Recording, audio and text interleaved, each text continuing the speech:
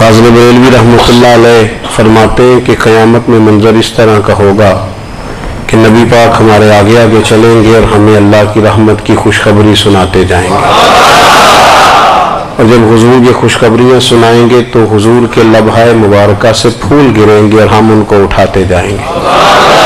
فرماتے خود تو وہ تھوڑی دیر کے لیے روئیں گے اللہ کی بارگاہ میں کہ یا اللہ انہیں معاف کر دے، خود روئیں گے لیکن ہمیں ہنسا دیں گے۔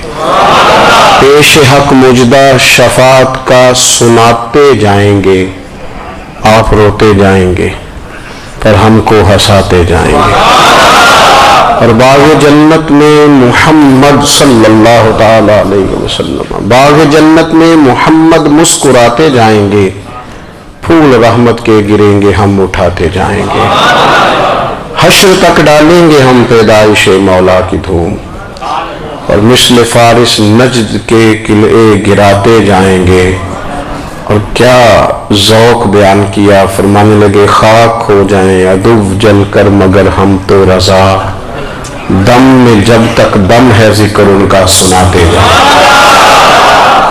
جب تک سانسوں کی ڈوری چل رہی ہے، دم میں جب تک دم ہے ذکر ان کا سناتے جائیں گے۔ اللہ تبارک و تعالیٰ نے نا ہمارے محبوب کریم علیہ السلام کو دنیا میں بھیجا تو فرمایا یا ایھا الناس قد جاءکم برہان من ربکم، اے لوگوں تمہارے پاس تمہارے رب کی دلیل آ گئی ہے۔ اللہ تبارک و تعالیٰ نے محبوب پاک علیہ السلام کو سراپا دلیل بنا کے بھیجا۔ باقی انبیاء کرام علیہم السلام کے پاس بھی اپنی نبوت کے دلائل کے طور پر بے شمار معجزات تھے، اور حضور کریم علیہ السلام کے تو پورے وجود کو ہی اللہ نے معجزہ بنایا ہے۔ اور نبی پاک صلی اللہ تعالی علیہ وآلہ وسلم کی نبوت کی دلیلیں، حضور کے رسالت کے مستحکم دلائل جگہ جگہ آپ کو ملیں گے۔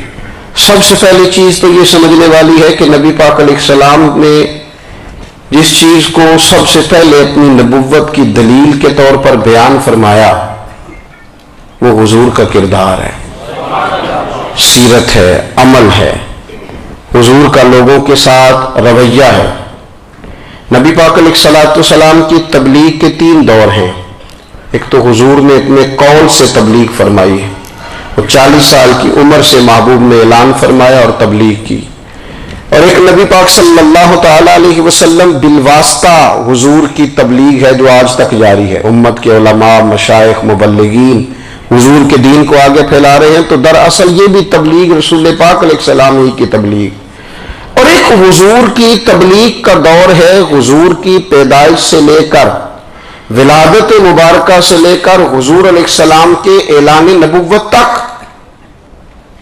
اس دوران نبی پاک نے جو تبلیغ فرمائی ہے وہ اپنے کردار سے فرمائی۔ عرب کا وہ معاشرہ جو بڑا میلا کچیلا گدلا ہو چکا تھا، جس کے اندر سراسر مادہ پرستی کا زور تھا، جس کے اندر لوگ انسانوں کی خرید و فروخت کرتے تھے، جس کے اندر بیٹیوں کو زندہ دفن کر دیتے تھے، جس کے اندر جو آدمی جتنا زیادہ مضبوط ہوتا تھا اتنا زیادہ لٹیرا بن جاتا تھا، اس معاشرے کے اندر رسول کریم علیہ السلام نے 40 سال گزارے، اور اس طرح گزارے کہ جو بیگانے بھی تھے وہ بھی کہا کرتے تھے یہ صادق ہیں، یہ امین ہیں۔ اور جب حضور نے اعلان نبوت کیا تو فرمایا، یہ قرآن مجید کے لفظ ہے، فرمایا فَقَدْ لَبِثْتُ فِيكُمْ عُمَرًا مِّن قَبْلِهِ أَفَلَا تَعْقِلُونَ، میں تمہارے بیچ عمر کا ایک حصہ گزار چکا ہوں، تمہیں عقل نہیں ہے، شعور نہیں ہے۔ نبی کریم علیہ السلام نے اپنے کردار کو، اپنے عمل کو اپنی نبوت کی دلیل کے طور پر بیان فرمایا۔ وہ تو حضرت حلیمہ بھی فرماتی ہیں نا، جب میں نبی کریم علیہ السلام کو اپنے گھر لے گئی تو میرا اپنا بچہ بھی دودھ پیتا تھا، 2 میرے بیٹے ہو گئے، ایک میری یہ نسبی اولاد اور حضور میری رضائی اولاد۔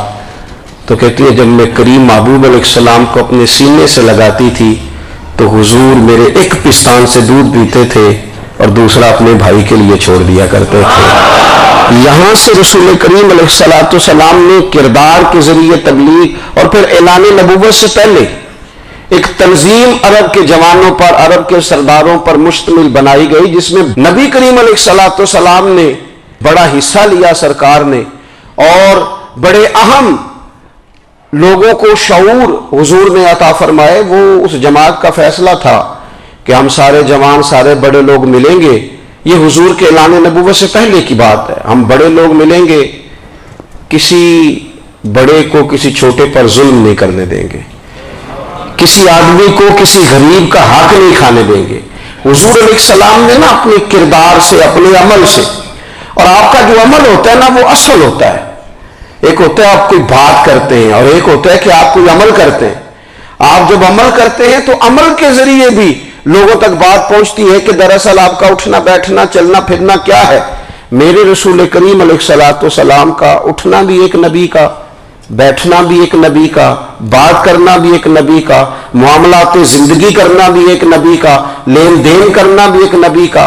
एक शख्स कहते हैं मैंने ऐलान नबूवत से पहले हुजूर अलैहिस्सलाम से कोई चीज खरीदी थी और मैंने अर्ज किया था आप यहां तशरीफ रखे, मैं पैसे लेके आता हूं। मैं 3 दिन के बाद आया। देखो ये बात करनी कितनी आसान है, बोलनी कितनी आसान है, पर 3 दिन यहां मेरे भाई को किसी शख्स को 2 घंटे इंतजार करना पड़ गए तो लोग कहते हैं अल इंतजार व शद्द मिनल कत्ल। ये तो कत्ल से ज्यादा तकलीफ वाला मामला है, मुंतजिर रहना किसी का। कहते 3 दिन के बाद में आया तो मेरे रसूल करीम वहीं तशरीफ फरमाया। बस इतना फरमाया यार तुमने मुझे बड़ी तकलीफ में डाल दिया, 3 दिन हो गए यहां रुके हुए। तो हुजूर ने अपने किरदार को, अपने अमल को, अपने मामलात को सबसे पहले अपनी नबुव्वत की दलील के तौर पर पेश किया। किसी ने क्या खूब कहा था कि जो तेरी जान के दुश्मन है वो भी कहते हैं, वो जो तेरी जान के दुश्मन है, बज़ाहिर तो आए हैं ना हिजरत की रात जान ले ले, लेकिन अमानतें हुजूर के घर में रखी हुई हैं, अमानतें काशाना नूर पे पड़ी है। वो जो तेरी जान के दुश्मन है वो भी कहते हैं कि अमीन तू है और सदाकत की आबरू तू है। अमीन भी तू है, सदाकत की आबरू तू है। तो पहले किरदार। फिर दूसरी बात, अल्लाह ताला ने अपने महबूब अलैहिस्सलाम को अपना मुतलक नायब बनाकर, अपना महबूब आजम बनाकर, वैसे ही सारे इंसानों के बारे में कहा वइज़ क़ाल रब्बुका लिल मलाइकति इन्नी जाइलुन फिल अर्दि खलीफा, मैं जमीन में अपना नायब बनाने वाला हूं।